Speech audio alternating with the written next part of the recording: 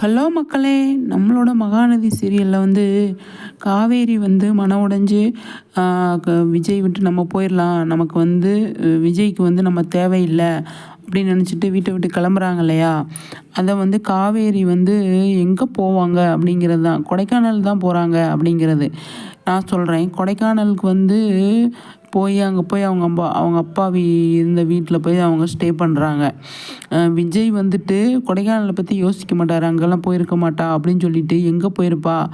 அப்படின்னு சொல்லி தான் தேடுவாங்க. ஆனா இப்போதைக்கு விஜய் வந்து காவேரி தேட மாட்டாரு. ஹாஸ்பிட்டலுக்கு அங்கங்க கூட்டிட்டு போயிட்டு அந்த வேலையா இருப்பாரு. அப்ப வந்து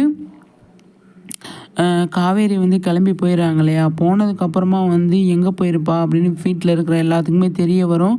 தெரிஞ்சதுக்கப்புறமா வந்து எல்லாருமே வந்து வீட்டில் சொல்லாமல் எங்கே போனா அப்படின்னு சொல்லிட்டு பயங்கரமாக வந்து ஃபீல் பண்ணி இருக்கும்போது தான் எல்லா விஷயமுமே வந்து சொல்ல வருது. சொல்ல வர்றப்ப வந்து நிவின் வந்து வந்துடுறாரு. நிவின் வந்து இந்த இடத்துல வந்து பெரிய ரோல் ப்ளே பண்ணுவார் அப்படின்னு சொல்லி தோணுது. நிவின் வந்து கண்டிப்பாக வந்து விஜய்க்கு வந்து கேள்வி கேட்பார் விஜயை. நீங்கள் எல்லாமே சொன்னீங்கல்ல, இப்போ என்னாச்சு அப்படின்னு சொல்லிட்டு. அப்போ நான் வந்து அவளோட லவ்வராக வந்து கேட்க கிடையாது. நான் வந்து என்னோடய ஃப்ரெண்டு அதனால் நான் வந்து கண்டிப்பாக கேட்பேன். அவளுக்காக காவேரிக்காக நான் நிற்பேன். காவேரி வந்து எவ்வளோ நல்ல பொண்ணு தெரியுமா? அப்படின்னு சொல்லிட்டு விஜய்கிட்ட வந்து எடுத்து சொல்கிறாரு.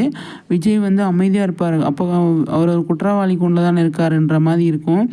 ஆனால் காவேரியை வந்து அவ்வளோ நேசிக்கிறாரு அப்படிங்கிறத அவரால் சொல்ல முடியாது யாருக்கிட்டையுமே. ஏன்னா அக்ரிமெண்ட் பேப்பரை கிளிக்கல, எதுவுமே பண்ணல இல்லையா? அதனால் வந்து அவ்வளோ ஃபீல் பண்ணுவார்.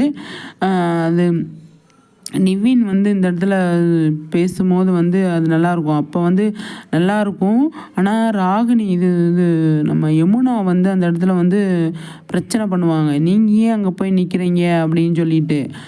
நான் வந்து உன்ன மாதிரி இருக்க மாட்டேன். நான் வந்து காவேரியை பற்றி எனக்கு தெரியும். அதனால் காவேரிக்காக நான் நிற்பேன் அப்படின்னு சொல்லுவார்.